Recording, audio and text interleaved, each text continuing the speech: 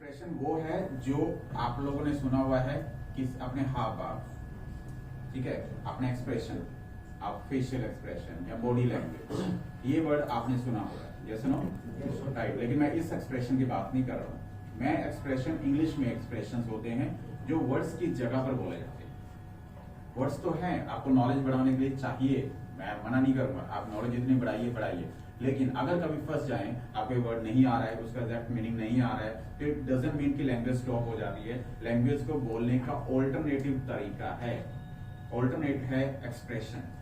Expression होते क्या है, is a combination of two words. Expression English में होते हैं दो वर्ड्स को कंबाइन कर बनाए गए कुछ शब्द, जो वर्ड्स की जगह पर वर्ड्स को इजी करने के लिए बोलते हैं। लेट अस सपोज एक वर्ड मैं लेता हूं जो है बोर्ड, BOARD, बोर्ड। एक बात बिल्कुल सच है, हर वर्ड की नॉलेज हर पर्सन को कभी नहीं हो सकती अगर नई लैंग्वेज है, हमारी लैंग्वेज नहीं है। इवन अपनी लैंग्वेज में भी हर वर्ड की नॉलेज हमें नहीं होती है, लेकिन हम स्टॉप नहीं करते हैं बोलना, हम लोग एक्सप्रेशन से बोलना शुरू करते हैं। ये एक्सप्रेशन ही है जो वर्ड्स को इजी बना लेते हैं।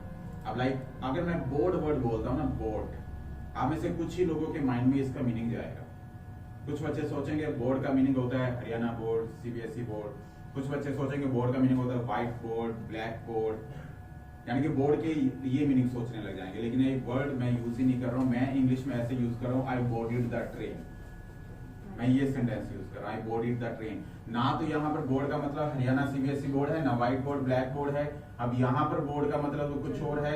अब यहाँ पर जो बोर्ड है ना, देखिए अगर मैं बोर्ड के साथ इंग्लिश में बात करता हूं, हो सकता है कि आप में से कुछ बच्चों को समझ में आ जाए, कुछ बच्चों को ना समझ में आए, लेकिन अटेंशन ऑफ इंग्लिश ये होती है कि सभी को समझ में आए। तो सभी को समझ में आने के लिए हम लोग एक्सप्रेशन का यूज करते हैं, क्योंकि एक्सप्रेशन बहुत इजी होते हैं। इस 10th class type of words जिसे एक्सप्रेशंस बोलते हैं, ये वर्ड्स की जगह पर ही बने हैं। बोर्ड का मीनिंग एक्चुअल में चढ़ना होता है, लेकिन अगर मीनिंग नहीं पता तो गैस ये भी कर सकते हैं शायद उतरने की बात कर रहे हैं सर। अगर मीनिंग नहीं पता है तो हम लोग कुछ भी गलत गैस भी कर सकते हैं। बोर्डेड द ट्रेन आप लगा सकते हैं कि हो सकता है उतरना हो, लेकिन उतरना नहीं है, इसका मीनिंग चढ़ना है। लेकिन ऐसे वर्ड के साथ अगर मैं इंग्लिश में बोलूंगा जो आपको समझ में नहीं आता है, या आप ऐसा कोई टिपिकल वर्ड उठाकर एग्जाम में चले गए जिसका एग्जामिनर को इतना मीनिंग नहीं पता है, सिंपलर मीनिंग नहीं पता है, तो ऐसी लैंग्वेज को 0 नंबर दिए जाते हैं। क्योंकि वर्ड वो होना चाहिए जिसका सामने वाले को भी नॉलेज हो।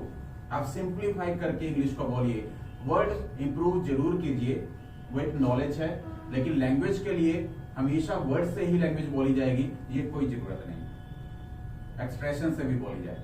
और बोर्ड की जगह पर अगर मैं सिंपल सा एक्सप्रेशन यूज करूं जिसके अंदर 2 चीजें लगी होंगी, छोटा सा वर्ड, एक छोटी सी प्रेपोजिशन, यानी कि एक्सप्रेशन का अगर डेफिनेशन को मैं डिस्क्राइब करूं तो एक्सप्रेशन की डेफिनेशन है वर्ड प्लस प्रेपोजिशन। एक बार आप बोल दीजिए, वर्ड। अगर किसी एक्सप्रेशन को आप लोग समझना चाहते हैं तो उसके अंदर एक छोटा सा वर्ड है गेट, GET, गेट, साथ में एक प्रेपोजिशन है on.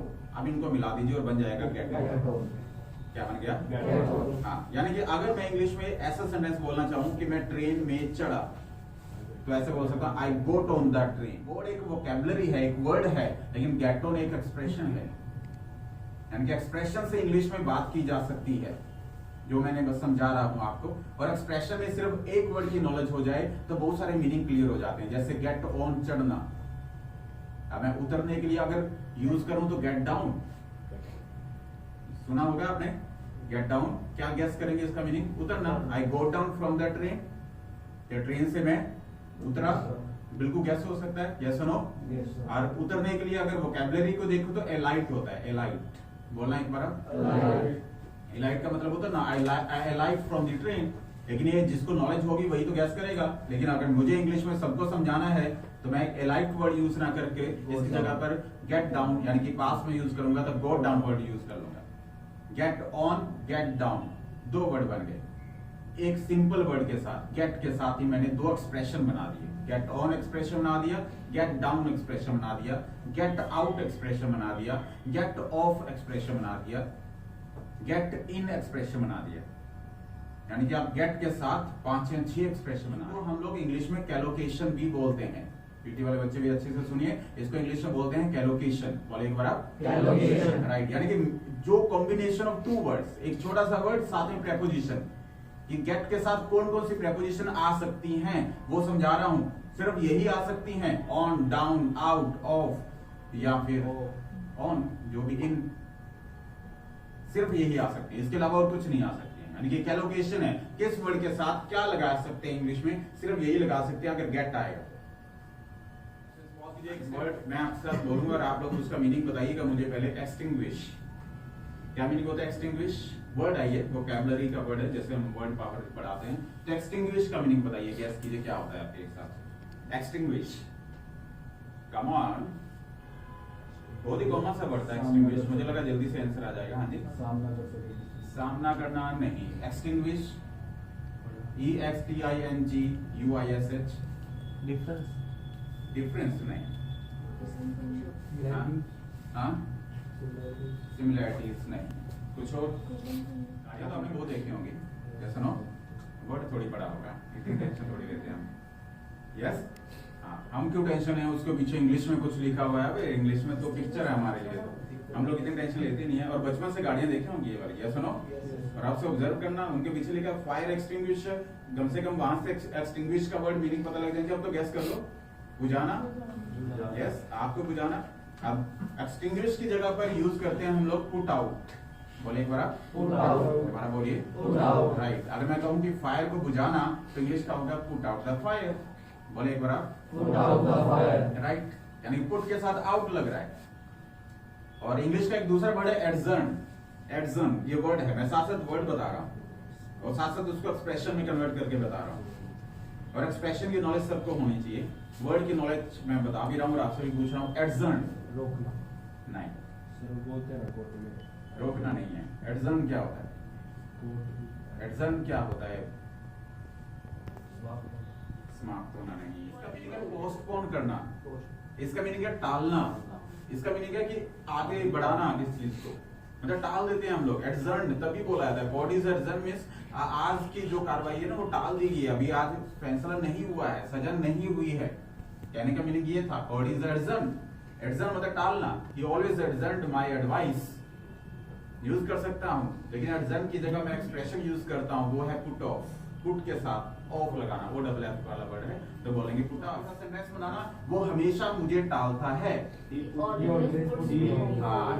Good, excellent. He always puts me off, S लगाना है, he always puts me off. Take on का मीनिंग पहनना, टेक ऑफ का मतलब उतारना। Take on the cloth, take off the cloth use हो सकते हैं, लेकिन इनके मैक्सिमम नेक्स्ट वर्ड्स मीनिंग मैंने आपके साथ शेयर कर रहे हैं। टेक ऑन का मीनिंग आमना सामना करना, और टेक ऑफ का मीनिंग चले जाना, यानी कि वहां से चले जाना। टेक ऑफ, कहीं से भी चले जाना, this is called take off. Not only for flight, मतलब आप लोग भी टेक ऑफ कर सकते हैं, मतलब कहीं से भी चले जाना, this is called take of.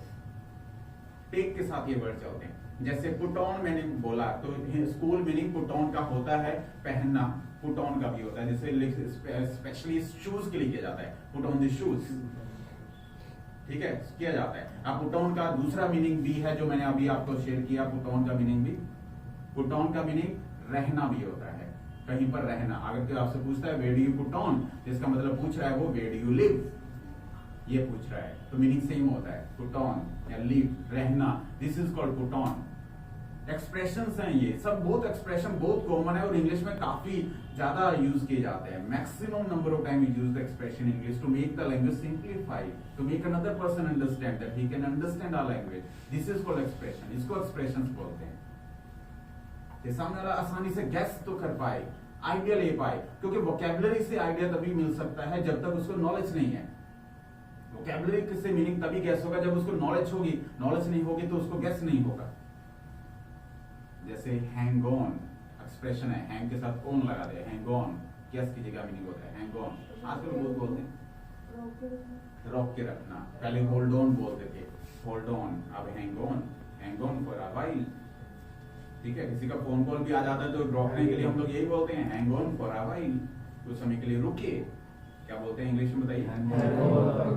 बोल के दिखाइए ना, hang on for a while, ठीक है। अब हम बात नहीं करना चाहते किसी से और हम लोग फोन को काट देते हैं, हैंग अप कर देते हैं, हैंग अप, अपनी हैंग अप कर देते हैं, hang up, this is called hang up, phone को रख देना, बात नहीं करना। Hang on, hang up, hang out, घूमना, कहीं पर भी घूमने के लिए जाना हैंग आउट बोल सकते हैं हम लोग। घूमने के लिए जाना हैंग आउट, और आवारागर्दी करना हैंग अराउंड, बिना बात के घूमने के लिए जाना हैंग अराउंड, और वैसे सिंपली घूमने के लिए जाना hang out. We are hanging out in the market, हम मार्केट में हैंग आउट करते हैं, घूमते हैं, ठीक है। और अगर वैसे ही घूम रहे हैं कोई टाइम पास करने के लिए तो this is called as hang around, जिसका दूसरा नाम मूच अराउंड भी होता है, इसको हैंग अराउंड भी बोलते हैं, मूच अराउंड भी बोलते हैं। दीज आर द वर्ड्स जो एक्सप्रेशंस हैं। एक्सप्रेशन में अभी तक एक चीज जो ऑब्जर्व करने की थी वो ये था कि जितने भी वर्ड इनके साथ लगे हुए हैं उसके साथ साथ एक प्रेपोजिशन चल रही है जो उसके मीनिंग को बदल रही है, ठीक है। अभी तक जो देखना था, यानी कि एक्सप्रेशन में एक छोटा सा वर्ड, स्मॉल वर्ड प्लस में स्मॉल प्रेपोजिशन लगी हुई है। अब क्वेश्चन आता है व्हाट इज प्रेपोजिशन। बहुत इंपॉर्टेंट बात है आप लोगों के लिए सीखने के लिए। व्हाट इज प्रेपोजिशन, प्रेपोजिशन क्या होती है बताइए। आज सीखे तो हमेशा के लिए सेंटेंस सही हो जाएंगे। प्रेपोजिशन क्या होती है, व्हाट इज प्रेपोजिशन। जोड़ना, जोड़ना तो हम लोग बहुत सारे लिंकर से भी जोड़ देते हैं। स्कूल में यही बताया गया है, जोड़ने के लिए जो वर्ड इस्तेमाल किए जाते हैं उसको प्रेपोजिशन बोलते हैं।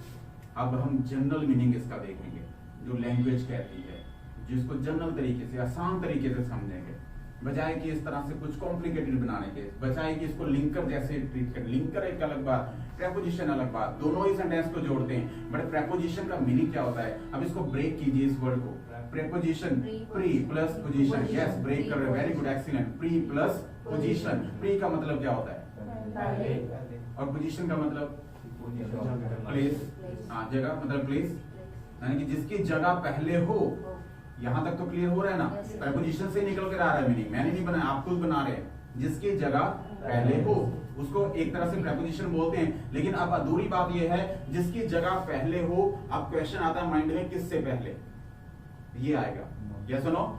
अब किससे पहले, तो किससे पहले यानी कि प्रेपोजिशन के बाद क्या आना चाहिए ये तय करना है हमने। यानी कि प्रेपोजिशन किससे पहले आएगी, तो प्रेपोजिशन आएगी हमेशा और हमेशा नो एक्शन से पहले, हमेशा हमेशा नाउन से पहले। किससे पहले, नाउन से पहले। अब इंग्लिश में थोड़ा सा डीप रिसर्च करें ना, जब भी वर्ब के अंदर आईएनजी लगाते हैं तो इसको हम लोग नो एक्शन बना सकते हैं।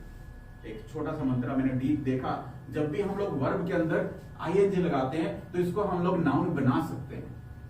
वर्ब के अंदर क्या लगाकर, आईएनजी लगाकर क्या बन जाता है, नाउन बन जाता है। मैं एग्जांपल प्रैक्टिकल लेकर करूंगा आपके साथ, मैं प्रैक्टिकल एक वर्ब दे रहा हूं, उसको नाउन देखते हैं कि बन सकता है कि नहीं, क्या मेरी बात सही हो सकती है कि नहीं। क्योंकि प्रेपोजिशन के बाद तो हमेशा नाउन आएगा, और अगर वर्ब आया तो उसमें आईएनजी जुड़ जाएगा। क्योंकि वर्ब के अंदर जब आईएनजी लगाते हैं ना तो उसका नाउन ही बोलते हैं।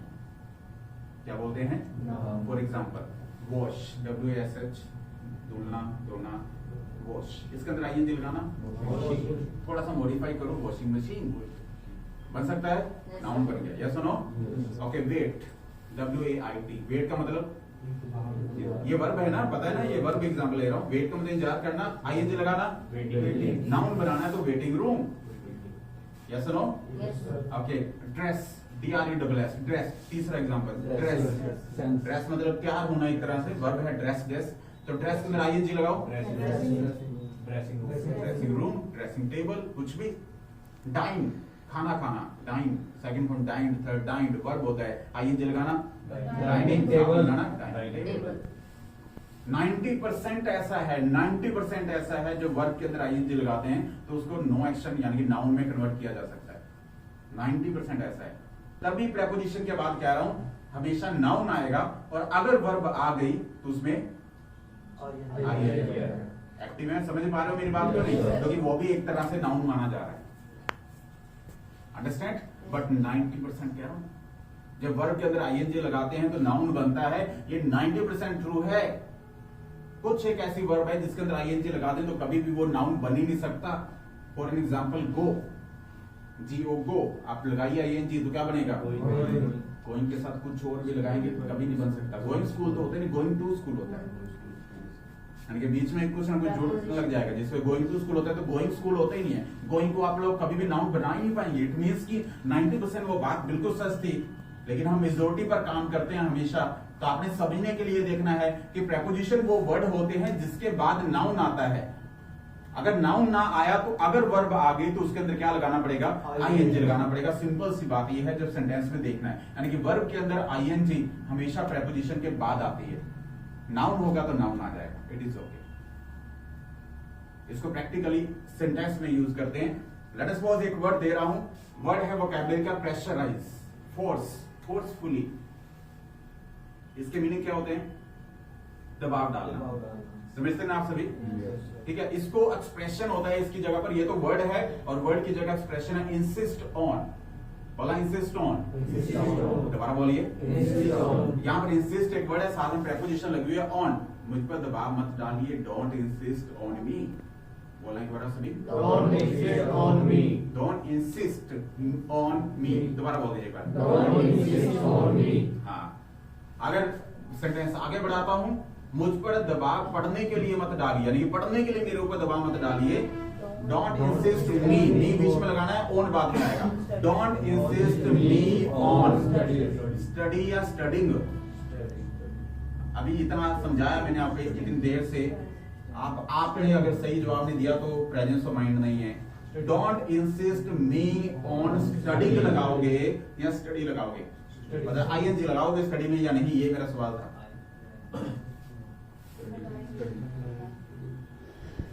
प्रेजेंस ऑफ माइंड का एग्जांपल दो, इतनी देर से समझ रहे हैं तो बताओ क्या स्टडी के अंदर आईएनजी लगेगा या नहीं। Don't insist me on studying होगा या स्टडी होगा, ये सवाल है मेरा आपसे, यही क्वेश्चन है। स्टडिंग होगा, आईएनजी लगेगा, राइट। अगर आप सोच रहे हैं आईएनजी लगेगा तो ये आपका सवाल बिल्कुल, आंसर जो है ना आपका बिल्कुल ठीक है। रीजन उसका, क्योंकि प्रेपोजिशन अभी तो समझा रहा हूं, अगर वर्ब आ गई तो उसमें क्या जुड़ जाएगा, आईएनजी। तो स्टडी तो एक वर्ब है, सबको पता है, बच्चे को पता है, यस नो। स्टडी की सेकंड फॉर्म क्या होती है, स्टडीड। वर्ब की हमेशा फॉर्म होती है ना, थर्ड फॉर्म क्या होती है, स्टडीड। तो स्टडी एक वर्ब है तो आईएनजी तो जुड़ेगा, क्योंकि ऑन लगा हुआ है और ऑन एक प्रेपोजिशन है, और प्रेपोजिशन का रूल तो फॉलो करना है इंग्लिश में कि ऑन के बाद स्टडिंग लगाएं। Don't insist me on study. दोबारा बोल दीजिए एक बार, हाँ। स्टडी का मतलब होता है पढ़ाई करना। अगर इसका नाउन ढूंढना है ना, स्टडी का नाउन, तो ये स्टडीज होता है। स्टडीज एक वर्ड होता है इंग्लिश में जिसका मीनिंग पढ़ाई होता है, जैसे 10th class studies, senior secondary studies, I studies, वो स्टडीज वर्ड होता है। स्टडीज वर्ड भी होता है, ये नाउन होता है स्टडीज। अगर ऐसा लग जाए तो ऐसे होगा, don't insist me on study. के साथ साथ अगर रिवाइज करवा रहा हूँ, गेट के साथ कौन से एक्सप्रेशन ऑन, गेट ऑफ का मीनिंग क्या होता है, गेट ऑफ वो टेक ऑफ था, उतरना वाले, जो टेक ऑफ था चढ़ना और उतरना अलग बात थी। अब मैं सिर्फ गेट ऑफ, मतलब आपको कभी मैं ऐसे बोलूं get out from the class तो आप कहेंगे सर पहले मीनिंग बता दो। हाँ, मीनिंग नहीं पता चला। गेट आउट जैसे होता है ना, वैसे गेट ऑफ होता है, ठीक है। जैसे डायलॉग में कभी आपने सुना, मेरी आंखों के सामने से अभी के अभी तुरंत चला जाए, अभी दफा हो जाए यहाँ से। मूवीज में देखा होगा, लड़के बोलते ना, मूवीज में तो ऐसे होता है, आपको अभी दफा हो जाए यहाँ से। रियल लाइफ के आपके ऊपर एक्सपीरियंस कभी सुना होगा, लेकिन इंग्लिश में बताइए। अच्छा, इंग्लिश वाली लड़के से पढ़ा नहीं पड़ा होगा कभी, क्या मतलब इंग्लिश में कभी बोला नहीं होगा, किसी ने हिंदी में बोला होगा, स्कूल टाइम से कभी नहीं ऐसा किसी ने बोला। तो कैसे वो गेट ऑफ से शुरू है, आगे नजरों से दफा हो जाए। आईज तो आंखें होती है, ये तो अंधा भी बोल सकता है बोल सकता है ये अंधा भी। उसकी देखिए आंखें तो नहीं होती, नजरें की बात कर रहे हैं ना, आईज एक अलग बात होगी। साइट तो वर्ड है, साइट में अगर आईज ना भी लगाएं फिर भी मीनिंग सेम है। Get off from my site, बोलेंगे बड़ा, get off from my site, side नहीं, site, get off from my site. हमारा बोलेंगे बड़ा, get off my site, right. ये साइट है, गेट ऑफ। पुट के साथ कौन कौन से वर्ड बताइए, जल्दी से बताइए। Expression, put out, put up, put down, हाँ।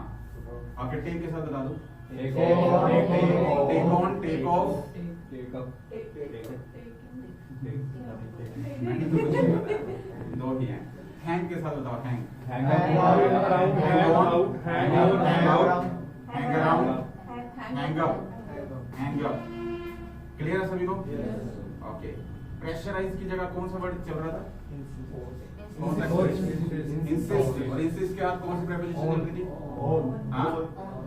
कौन सी? ऑन। अब हिंदी में देखिए ना, मैं आपको बता रहा हूँ, कई बार हिंदी ऐसी आती है, मेरे पिताजी दबाव डाल रहे हैं, मेरे पिताजी पढ़ने के लिए दबाव डाल रहे हैं, पढ़ने के लिए दबाव डाल रहे हैं। अब कई बच्चे फोर लगाना शुरू कर देते हैं, यस, क्योंकि के लिए आ रहा है।